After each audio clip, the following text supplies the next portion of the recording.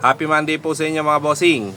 Pasilip ko po sa inyo yung ating mga bagong sisiu. Ito po ay 7 days old na po sila.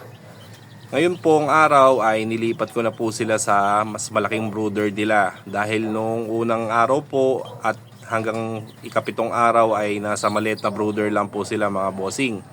Dahil hindi pa po transform talaga o fully transform ang kanilang mga balahibo. Kaya hindi pa nila masyadong kaya yung medyo open air ng konti. Lalo po ngayon ay umuulan ngayon, kaya chinecheck po natin sila dahil kakalagay lang po ng ating mga sisiw dito sa ating mas malaking brooder.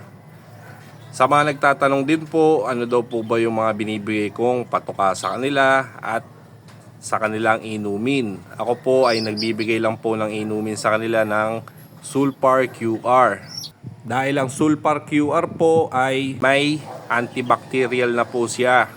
Kaya mas mainam po sa ating mga kite pag may antibacterial para sa kanilang mga kalusugan.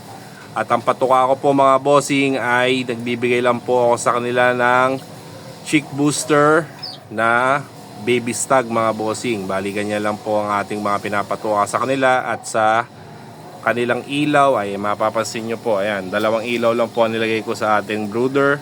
Medyo kulob din naman po ang ating brooder mga bossing.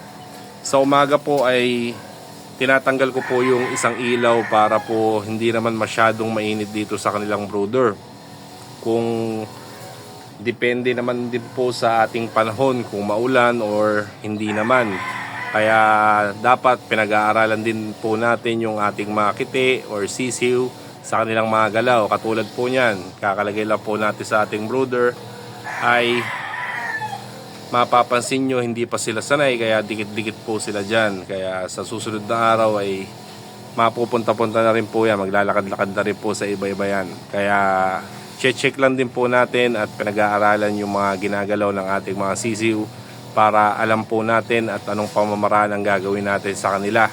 Or pwede tayo mag-adjust. Lalo po ngayon sa ulan ay napakahirap po na magpalaki po ng ating mga sisiw. Kaya yun lang po ang ating tips mga bossing. Maraming salamat po. God bless.